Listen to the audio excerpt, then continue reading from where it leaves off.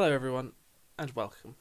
My name is Ninches96, and today's video is going to be a mixture of things. First things first, a trigger warning. Some of the topics discussed in this video are for adult audiences, let's put it that way. And I'm going to be going into a little bit of detail about some nasty things that have happened to me. I'm not going to go into loads of detail because either you already know or you don't want to know, basically. But this is your trigger warning. Things could get a bit less bubbly than they normally are. Point number 2 is not just going to be about that, so if you have no interest, skip forward a bit. There's going to be some gameplay, I think, going on in the background, some pictures of some artwork that I've been doing, and some projects that I've been working on will be on the screen. If you want to treat this like a podcast and turn it off, go ahead, but you will miss some important bits. And thirdly, there will be a competition. No, I've committed to it now. There will be a competition with a giveaway at the end. So please make sure you listen to the whole video from start to end. Now, the first thing I want to say is thank you to anyone who has watched my videos before, anyone who is watching this video, and especially anyone who has supported me over the last, say, 18 months. Particularly if you're one of the people who have been there during this period of my life, thank you. You have done so many things, from financial to emotional to listening to me just rage down the phone at what's going on. So yeah, thank you so much. Some people have given me some really, really useful advice, but I won't mention anyone by name. Hopefully you know who you are. Yeah, I won't mention your name, just on the off chance that you don't want it to be in the video. So, my story. There isn't an easy way of saying it, and I do make light of it a lot because that's kind of just my thing. That's how I get through that kind of thing. But for the last 18 months to 2 years of my life, I was in an abusive relationship, which sucked, essentially. I want to focus the video hopefully more on the aftermath of that, rather than go into all the details. But I think it would be important to just briefly go through my experience, because if there's any of you who are experiencing the same thing, it's really, really common to not understand what's happening to you. Okay, abuse can take a lot of different forms, and I will be speaking largely from my own experience rather than giving you a general gist, because I think that would be more helpful. So, during this time, we were in the pandemic, and we were expecting a child, and we were pretty poor, I would say, financially. We didn't have much money, and because of the pandemic, I wasn't able to get any more work. I was refused furlough that's a whole other thing. So things weren't great anyway. But this financial strain, which is common for couples, for abusive relationships I should say, made it a lot easier for her to do the things that she wanted to do, because I did not have the money to get away. I did not have the money spare, because I was spending it all on food, and she had a fairly close grip over my finances, to the point where the last 6 months or so of the relationship, I was pooling cash as and when I could, so in a tin that she didn't know about, so that if I needed to go, I had the money to just go. Eventually that did end up happening. I did end up taking the tin with me, getting a travel lodge with that money. That was good. So yeah, my point is, financial abuse is a genuine thing.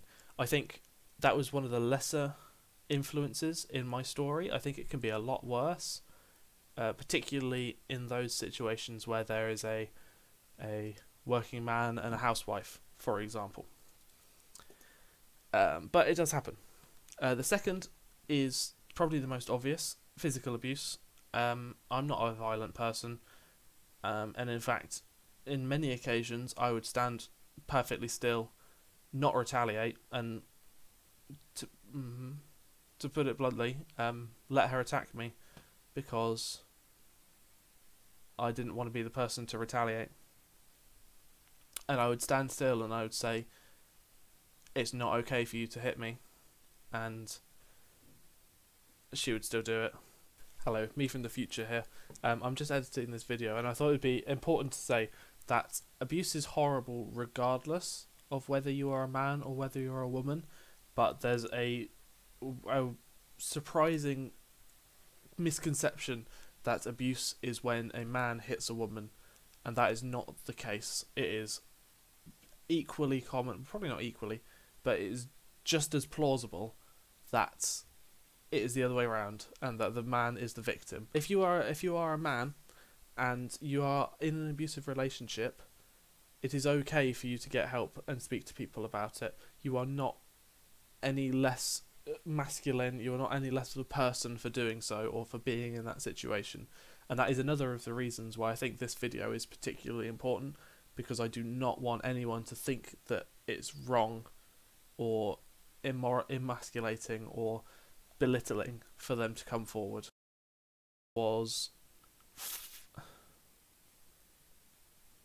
Okay, I'm getting myself in a flap. One of the things that people say to me more often than I would like, and one of the reasons I think that my story is really important to this video, is a question that makes me really, really angry when I hear it. Why don't you just? Why didn't you just? Oh, well, couldn't you just leave? Or why didn't you just fight back? Or why didn't you just? It doesn't work like that, okay? So a lot of the times you don't realise it until it's too late, or by the time you kind of make excuses. You don't realise that it's a problem. I would almost call it like an addiction. I found myself frequently saying, it's okay, it will get better, or well, she doesn't really mean it, or she wouldn't actually hurt me, she wouldn't seriously hurt me, stuff like that. And that's not okay either. And that's one of the reasons why I think a victim blame happens, is people asking the question, why didn't you just? And the reason I didn't just is because that's how it works. Okay? That's just how it works. And I might as well follow on from that. For a long time, I made the excuse that it's okay for her to do these things. She's stressed, or she's finding it really difficult being a new mum, or she doesn't really mean it. And this carried on until there were moments where she held me by the throat and threatened to cut my throat open, and I would say, you don't mean that, and I would genuinely believe it. And one day she was making threats and she picked up a knife, and right there and then, all of a sudden, I believed her, and that was really scary. You'll be glad to hear that was the day I left. But yeah, you don't realise it until you do, and when it finally clocks that this is what's going on, it's hard. It's really hard not to just hate yourself for it, because people will ask, why didn't you just? Well, did you not notice that she was doing these things? Or did you not think to tell someone about it?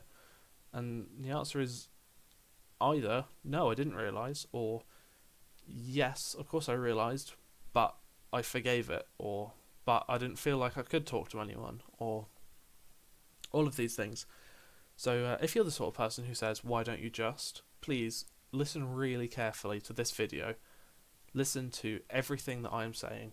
Listen to everything other people are saying, and just try and step into our shoes for 5 minutes, because I guarantee you do not know what it's like until you're there, and I sincerely hope you are never there. But the fourth and most impactful thing that has happened is we had a son in this period, presumably causing this abusive downturn. And there was a long time, stupid though it may sound to anyone who doesn't get it, where I was okay for her to be attacking me, for me to be treating like shit, because if she's doing it to me, then she's not doing it to him. And my number one priority was keeping him safe, and me being there, taking the hits, meant that happened for a long time. And me leaving meant that he was not in a good place for a while, and that was also really hard. So why don't you just leave? Because there were people in my life who relied on me being there. Yeah. So, that's my story.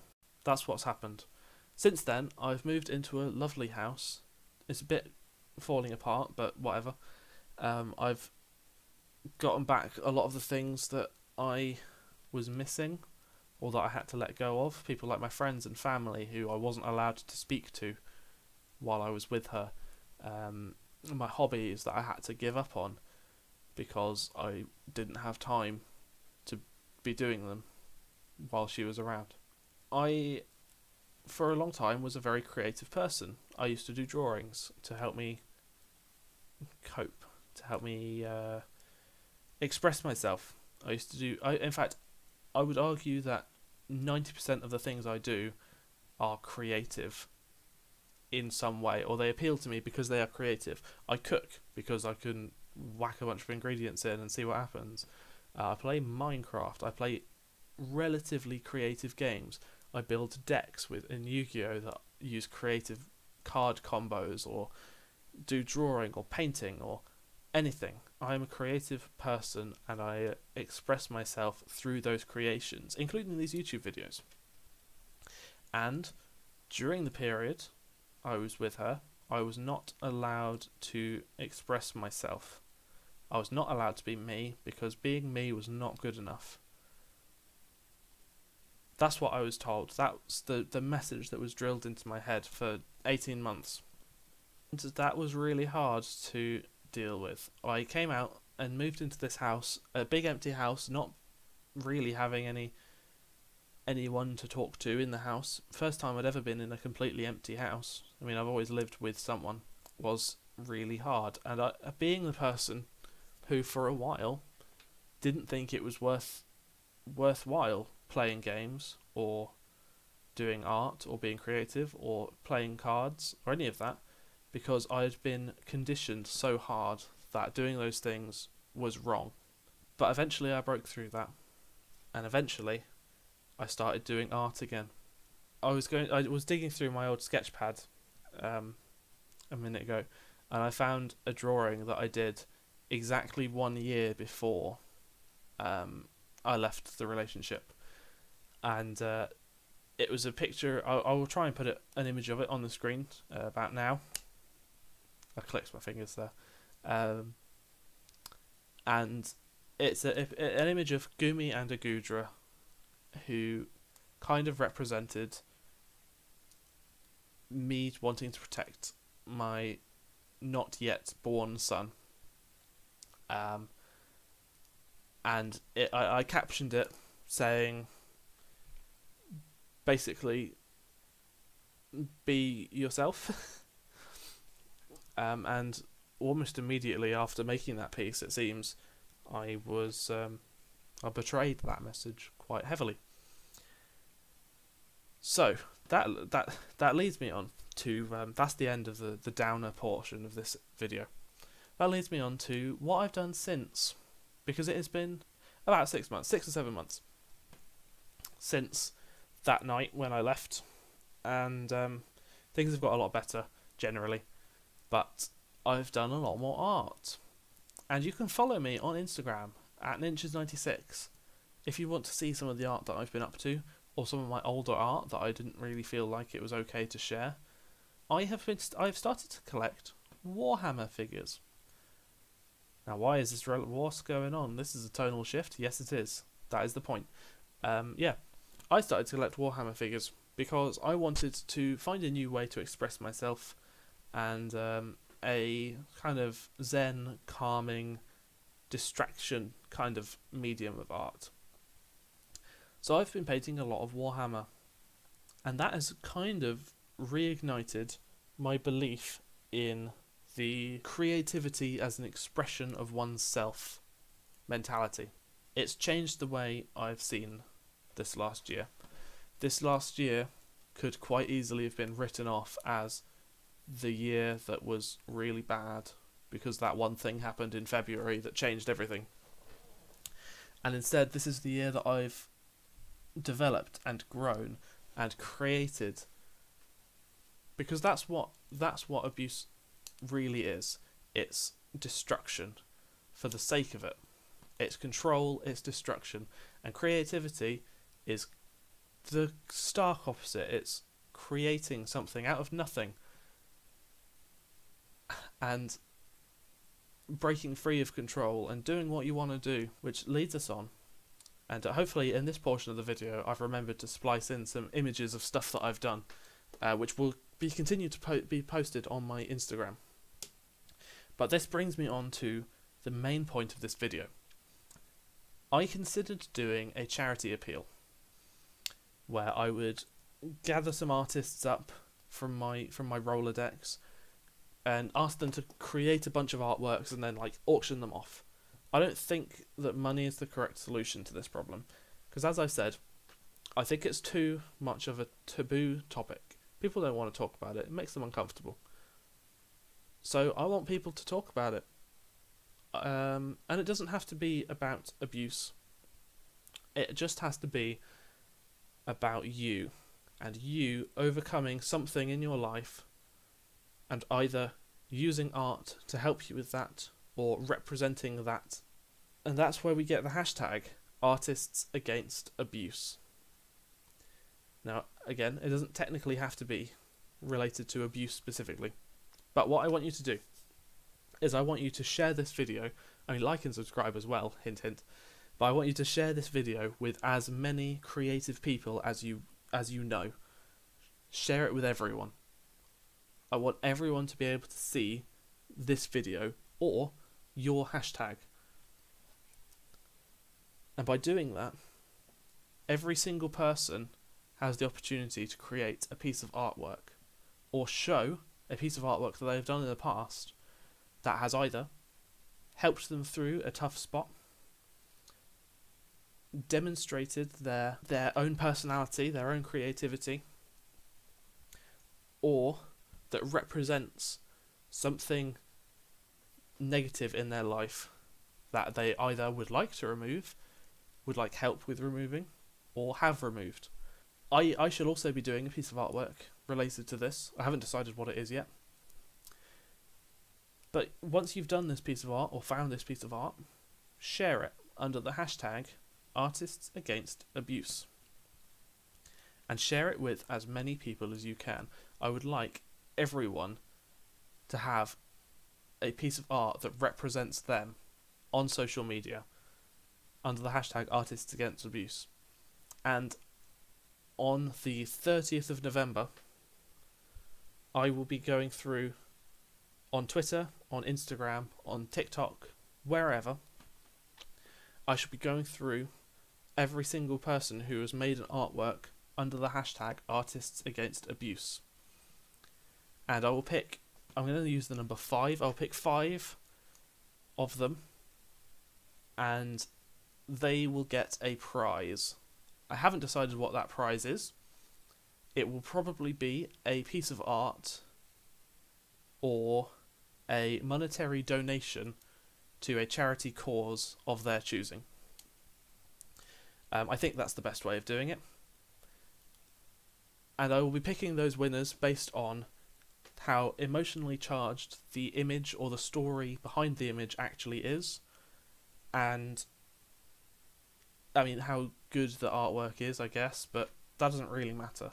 I don't consider myself good at art, but I would consider myself an artist. That's the key. Also, I will put a link in the description below with some charities that if you feel you would like to contribute, but you don't want to produce an art or you're not ready to put anything out there, that's fine. But yeah, sharing this video, a monetary contribution is fine, perfectly acceptable.